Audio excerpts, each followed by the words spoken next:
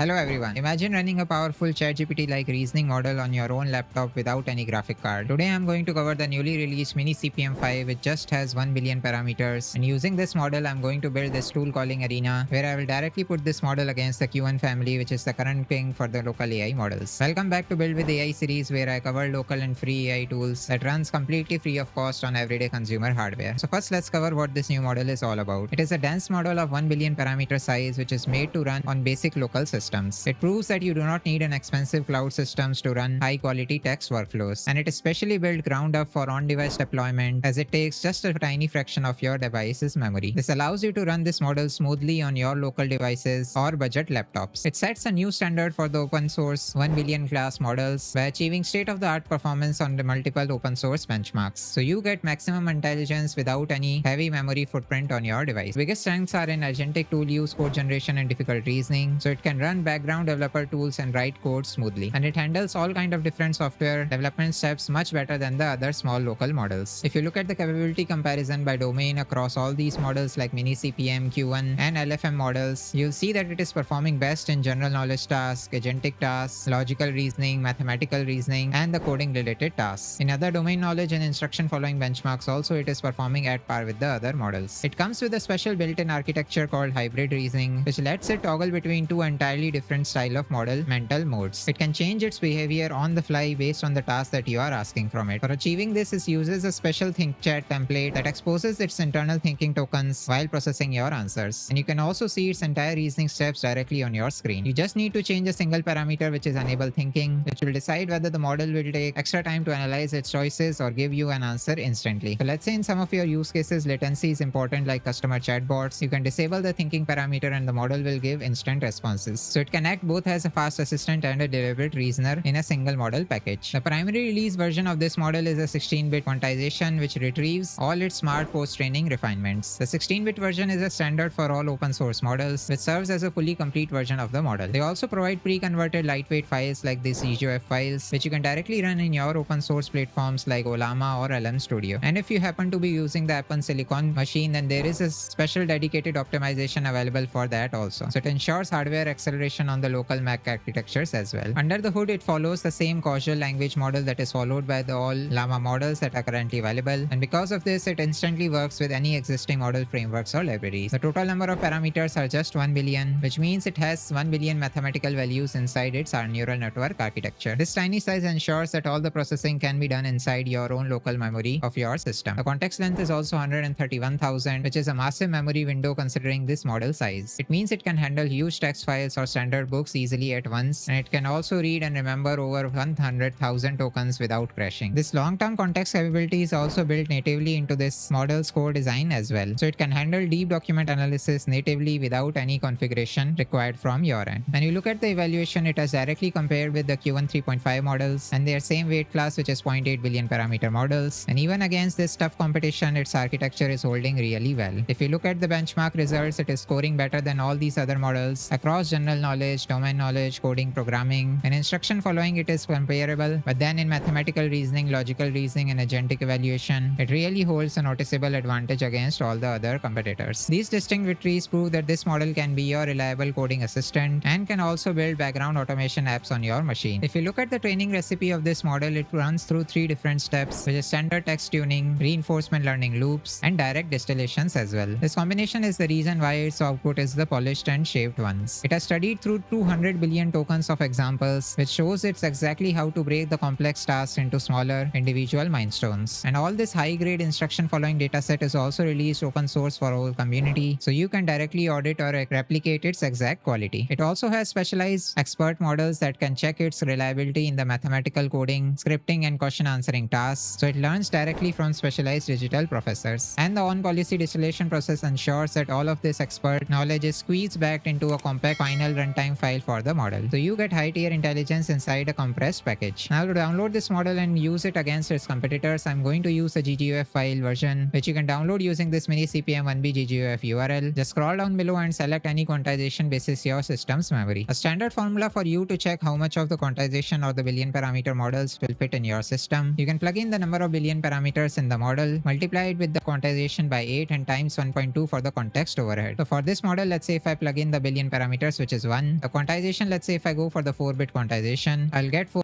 byte times 1.2, which is around 0.6 GB of VRAM, and this much of VRAM can be handled by the CPU directly. But let's say if you go for higher quantization, let's say if you go for the highest quality, which is 16-bit, you will see 16 by 8 times 1.2, which is around 2.4, so you'll need at least 2 GB of VRAM in your system graphic card. For this demo, I'm just going to be using this 4-bit parameter quantization, which means all the numerical numbers in the neural network will be trimmed down to just 4-bit of memory. The download sizes are also mentioned for all these GGF files, so you see as you go for the higher quantizations, the file size would also almost double. So I'll just download this 688 MB file, which is a 4-bit quantization, by clicking on this button. And as my competitor model, I'm going to be using the Qwen 3.5.8B, and both of these models I'll be running using the Ollama package. So if you don't have it installed, just go to ollama.com/download and download the installer according to your platform. For my Python environment, I'm going to be using Google Antigravity. If you don't have it, just go to antigravity.google/download and download the installer according to your platform. So once you are in Google Antigravity, you just need to create a project folder by going to the file menu and just click on open folder. Then select any folder on your system or create a new folder. Then you can copy all the code files and the readme file that I put in the description and pin comments, so you can directly get started with the project. So once you download the GGF file, you just need to keep it in the same folder that you are currently working on, and then using this model file, I'm going to be registering this GGF file into the Ollama directory. So I've listed the instruction that the base model is this GGF file, and I'm giving some system instruction that you are a helpful assistant with tool calling capabilities. This system configuration you can modify according to your use case, as before generating any response, the model will remember the main instructions that you are keeping here. So for my project, as I'm just checking the tool use capabilities of these different models, I've just put this instruction like this. Then to register this model in Ollama, you just need to copy this query, which will create a new model called MiniCPM5-1B using the model file that we have kept here. So just open the terminal by expanding the pane below and paste your command here. Now while this is building the custom model, we can also install the Qwen 3.5.8B. So you just need to copy this query, open the terminal again and paste it here. So now we see that this MiniCPM model is successfully registered. I can also verify by typing Ollama list here, and I will see that the MiniCPM5-1B is installed successfully. Meanwhile, Qwen 3.5 model is also installing. I'll just go over the code file that I have kept for this showdown. So first I'm installing all the required libraries. So first I'm going to define this getFlightStatus function, which will be used as a tool for our AI agents. So in case our models need to fetch some information from external or internal sources, it can use all these kind of tools for fetching them. So let's say for a flight number, I want the getFlightStatus. So I've just made this dummy function, which will first clean the flight number by removing any white spaces if they are there, and also converting the flight number to an uppercase characters. Then I'm saying if this flight number is this A123, then I'll return that it is delayed by 45 minutes. If it is this DL1, it is on time, departing 8B12. Otherwise, I'll just say that this flight is scheduled and no delay is reported. So you can replace this kind of function with your actual flight status module. So instead of giving this dummy responses, you can give some actual responses. Then we need to define the tool schema for passing on these tools to our models. And here I'm using a Python function, so I've made this as function. Then the function name is getFlightStatus. The description also you need to provide so the model can understand which tool it has to call basis the user query. So for this getFlightStatus, the description is that it will retrieve the current real-time flight status, whether it is delayed, on time, and what is the gate number for a given flight number given by the user. Then we need to define what kind of parameters this tool will take as input. So I'm saying that this tool needs an object type of variable, which means just a string variable, which is a flight number of type string, and the description is that it is a flight designator code, for example A123DL456. And for calling this tool, it is required that you should have this flight number. Now to run these queries on our models, I have defined this run model test function. Here I will first define the result dictionary, which will have the final outputs, where the model will be filled as the model name that is called here. Initially, I will make the tool call parameter as false, and if the model is calling that tool, I'll turn this to true. Then I will check whether the passed arguments were correct or not, what were the extracted arguments, what was the raw response given by the model, how much time it took for that execution, and if there was any error or not. Then I'm going to start the time using the time library from Python and generate the response using ollama.chat, where I give the model name, and in the user query I'm going to give the prompt that I have given as an input to this function. So once we get the response from the Ollama chat model, I will add the timer counter and fill the execution time seconds with this difference of end time and start time. Then I will get the final message from the response variable and get the actual text context using this context parameter. And then I will check whether this message has some tool calls or not. This .get function is used in case this tool call parameter is not there, then it will just pass on an empty list. So if there are any tool calls mailed, I'll just say that the tool call result is true. This was the function that was called in this tool, this was the function name, and these were the passed arguments. Then I will check whether the passed arguments are of string type or not. If they are, I will just convert them to the JSON type of format, which is just a dictionary dictionary format in Python, and I will pass on those arguments to this extracted documents property. And if the model is correctly calling the function which is getFlightStatus, and it is also passing on the arguments, I'll check the flight number from the passed arguments, and I will compare it with the expected flight that was passed on from the user. If both are matching, I'll just say that the arguments are correct. And in case of any error, I will again check the execution time by checking the current time minus the start time, and I will fill in the error in this error property. And once I have the result directly filled, I will just return this from this function. Now the main function is ready. We just need to define a prompt and pass on our user queries to both of the models. So the user prompt is that can you check the current flight status of AA123 for me? The expected flight number is AA123. So I'm going to check whether the model is able to extract the correct flight name or not. Then the two models that we are using for comparison is Qwen 3.5 and MiniCPM5-1B. Then for the final report, I'm just going to print that this is a tiny tool showdown. This is a test prompt that I have given. The expected tool call is getFlightStatus for this flight number that I have defined. This is the current timestamp of execution, and this is the evaluation summary with the model name, whether it called the tools, what were the arguments given to the tools, what was the execution time, and what was the final status. Now for both of the models, I will run it in a loop, directly call the function which is run model test with the given model prompt and the expected flight that we have defined. And once we get the results, I will append them to this test results list. In case if we get any error, I'll just say that we got this error. But if the tools were called and the arguments were correct, I'll just say that it is a success, that the model called the tool with the correct arguments. If only the tools were called but the arguments were not correct, I'll say that it is partially correct because the tool was called but the arguments were incorrect. And finally, neither the tools were called nor the arguments were correct. I'll just say that it has completely failed with no tool call. Next, I'll just define the variables that we need for report generation. So if the tool was correctly called, I'll just pass on this yes with this call emoji. And if the arguments were called, I'll convert them to the JSON dump. Otherwise, I'll just say it none. And finally, I'll pass on the execution time in this time string and generate the final report content using all these. Now using all these variables, I'm going to be printing that report content for the current model. Then I'm also going to be printing the detailed model response. For all the test results, I'm going to be printing the model name. If there was any error encountered, then the error will be printed. Then whether the tool was called, what were the arguments, what was the time taken, and what was the raw response. And in case the response was empty, I'll just say that there is an empty response typical for direct tool call. And then I will print the full MD report in the terminal as well, and also save it as a showdown result.md file in a write mode. Once everything is successfully completed,